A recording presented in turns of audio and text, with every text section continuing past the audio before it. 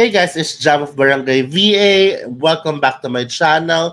For today, we're going to talk about the second module of the topic that we were talking about previously, which is paano nga ba mag-isang VA without experience.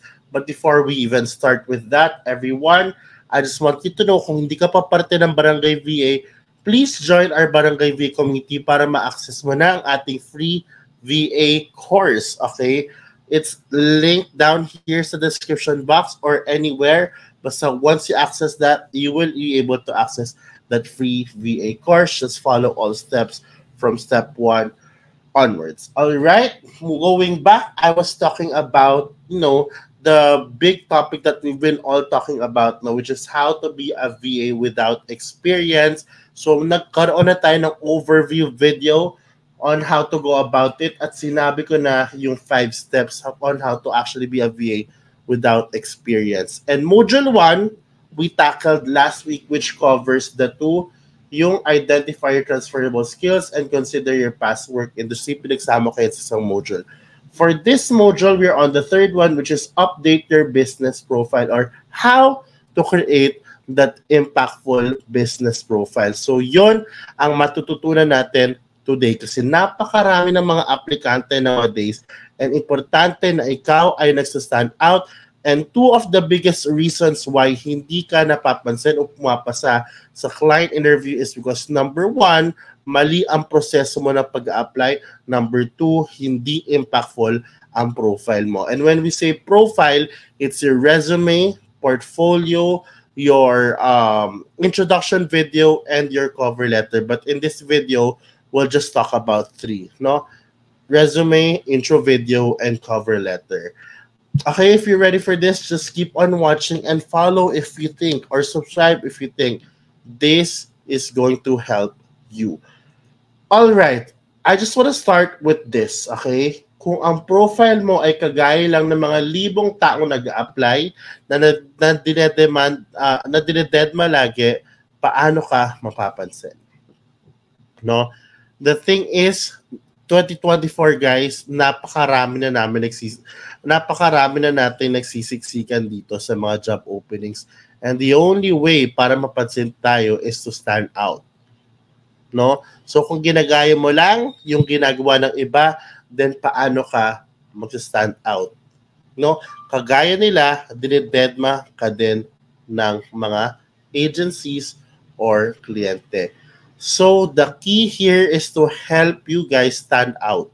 Okay? Now, let's start with the first one, which is the introduction video. You have to understand that introduction videos are very important, lalo na if you're applying sa agencies. This is like your video resume. This is where you actually give a first impression sa kliyente mo. Why? Because ito yung unang treaty na ng mga kliyente natin, and dapat dito pa lang ay bongga na ang ating energy. We should be representing ourselves as a business para, no? And para seryosohin tayo ng ating kliyente, no? Dito ina-assess tayo in all aspects, how we speak, how you represent yourselves, our devices, no? Our knowledge, our experience. So you have to take note that this is very important and you have to take this intro video very, very seriously. Now, let's start with some tips. The format, do not use vertical. Hindi to TikTok, guys. Do landscape or horizontal. Okay? Intro videos. Huwag mong hahawakan yung phone mo na para ka nagva-vlog. Dapat parang ganito. Okay? Parang ganito na hindi ko hawak yung device. Hindi ako nakaganto. Hindi ako nakaganyan. As in, nakaupo ako, nakalapag ang camera. Okay? Next is the background. Okay? Hindi okay itong background kasi magulo siya tingnan. Compared to this, no? Kasi normally dapat solid background lang, no? Pero compared to this na naka-virtual background ako, it looks better plus my branding is there.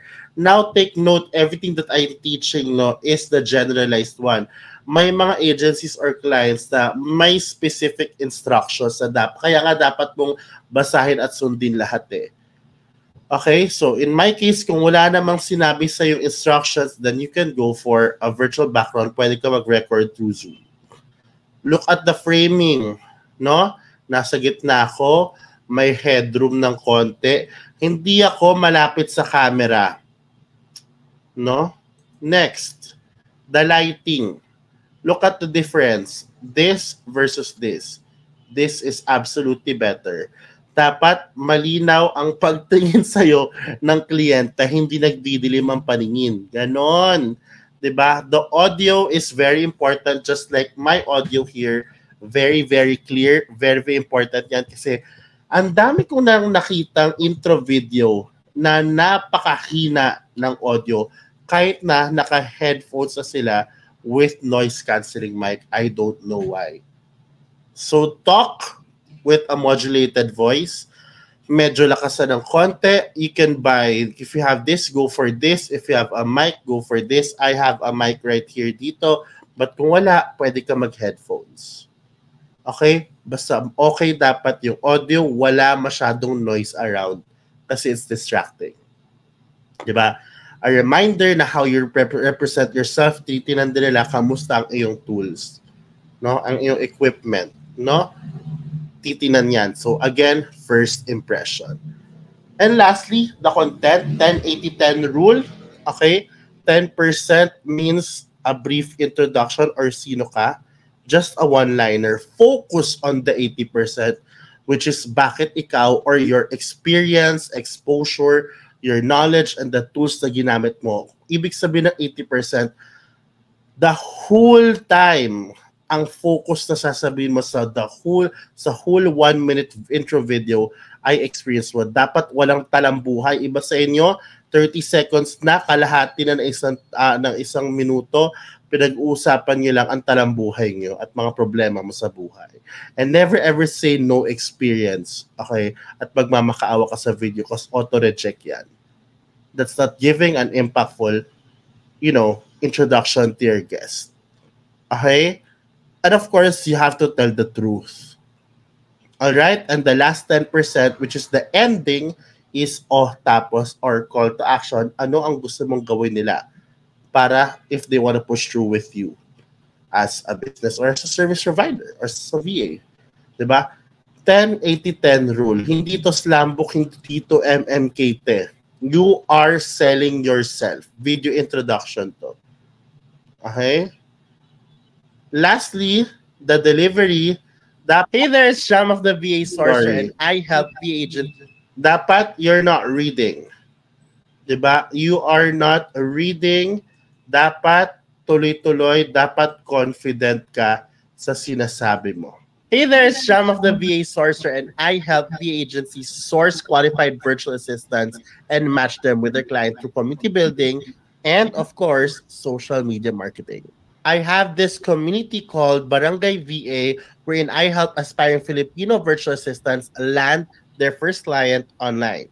And I have been doing this since 2020, and that is the reason why I was able to build my community of over 40,000 members. And at the same time, I was able to build my audience with over 200,000 followers across all social media platforms. I came across your job posting earlier, and I know that you are looking for someone to help you when it comes to sourcing qualified virtual assistants for your agency. So if you hire me, I can leverage my community and help you build that pipeline. We'll do that through community building, monthly online job fairs, weekly postings, and of course, consistent job postings and community partnerships until we build that community of yours and we get that pool of potential qualified virtual assistants for your agency. I will send you the link of my portfolio so you can see my sample work, my strategies, and the community that I was able to build over the years. So what are you waiting for? Let's start building that talent pool of qualified virtual assistants so they can be immediately matched with your clients and skyrocket your sales. So if you wish to continue, let's hop on a call through the link that I provided in that email. Thank you, and I'm excited to source qualified VAs for you. Have a great day. All right, so if you've noticed, it's more than a minute. So guys, keep it to 1 minute. Madaldal lang talaga ako. Pero guys, keep it to 1 minute only. And as you can see, very confident. Okay ang English, not perfect, pero okay ang English, okay ang audio, okay ang lighting, okay ang everything. All right, this is how your introduction video should look like. And if you want a tutorial on how to create that, introduction video, may ginawa kong parang TikTok video. I'll link it sa description box para makita nyo kung paano. But yeah, this is the expectation when you create an introduction video. Wag yung tsaka-me. Kasi once again, you are representing yourself as a business. You are being assessed through that video. And this is your first impression with your client. Okay? Again, your intro video is your first impression to your clients, so make it presentable and impactful. Next, let's talk about the second one, which is your resume. Very quick lang, no? We only scan your resume for 10 seconds. So kung in one look hindi namin makita na ikaw ang kailangan namin, then I'm sorry, we're not gonna get you. Ang iba sa inyo, 5 pages ang resume. No? Guys, keep it short and straight to the point. Your resume, portfolio, and your cover letter and your introduction video should be tailored fit and based on what you're applying to o sa job description ina-apply mo. So, application number 1, no? Iba yung profile mo. Application number 2, iba ang profile mo. Application number 3, iba ang profile mo. Okay? Iba ang profile mo. Sorry about that. May tumawag while recording, but yeah, no? You have to customize it. So keep it short. 1-pager, nandun yung short description about you, relevant experience, no? Andun yung skills and yung tools na ginagamit mo and your details. Yung skills, ayoko makikita ng team player, good communication skill, good interpersonal skill. No, we need the specific technical skills. Good in video editing, no? Very good in writing, keme, no? Bookkeeping, no? Ilagay mo dyan yung technical skills. So, huwag mo kong bigyan ng generalized dahil wala kang pake dyan. Okay, go for the specific technical skill. All right, highlight relevant items only, and this is not a slam book me. Always remember, 1-pager, templates, napakaraming yan sa Canva. Now, okay. And lastly, let's talk about your cover letter.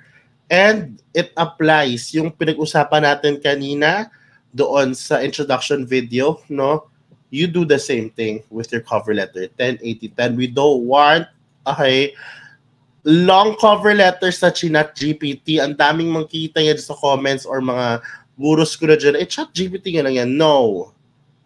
Make it short, straight to the point, no? Personalize it. Hindi ko kailangan na mabulaklak na words. Just keep it straight to the point. Again, following the 10-80-10 rule. Sino ka, bakit ikaw, o tapos. Alright, again, I'll attach the TikTok video sa baba kung paano nagbawa nung, what do you call this? 10-80-10 rule na cover letter. Na pwede mong gawin actually na parang guide. Actually, pwede mo tong unahin, tas yun yung guide mo sa script mo sa inyong intro video. So that's one tip that I can give you. Alright, so hindi kasalanan ng employer or kliyente kung hindi ka nagsa-stand out as an applicant or business. This is the hard truth. The harsh truth I meant. No, kasalanan mo yan. Nasa kamay mo ang kapalaran mo as a business, as a VA, as a freelancer. Wala sa nagtuturo o sa coach mo. Wala sa module na pinapanood mo. Wala sa course na binili mo. Wala sa HR or sa kliyente o sa agency na ina-applyan mo. Wala sa interviewer mo, nasa kamay mo. Kasalanan mo kung hindi ka nag-stand out or hindi ka kapasa-pasa. So, nasa kamay mo lahat. Okay? You have to take all these 3 seriously. You have to build that perfect profile. The impactful introduction video, the one-look impactful resume, and the short but impactful cover letter. All right, if you need a guide, no, andyan yung templates and everything, no, na kung paano gumawa ng perfect profile, no, the step by step with all the worksheets and the GC for consultation for only 332 pesos, no, or 333 pesos, ma-access mo na tong perfect profile, which is linked here in our description box. Okay, check that out guys, no? Kung gusto niyo talaga at seryoso ka na dito, napakamura lang 'yan. And of course, once again, be part of Barangay VA para ma-access mo na ang ating free learning center and free VA course. Okay, libre lang 'yan para alam mo rin kung paano mo ma-maximize ang ating community. So kung hindi ka pa parte ng Barangay VA, go ahead and join through the link in the description box as well. And maraming salamat for watching, no? On the next module, we'll talk about, ano nga ba yun? Another one, no? We'll talk about the next step. Tingnan natin kung ano yung next step, mga kababayan, which is know where to apply. Okay, baka ipagsama ko na yung 4 and 5. Know where to apply and take the leap. Let's see. Okay, but see you guys again on when? Next week. Thank you and subscribe, guys. Bye.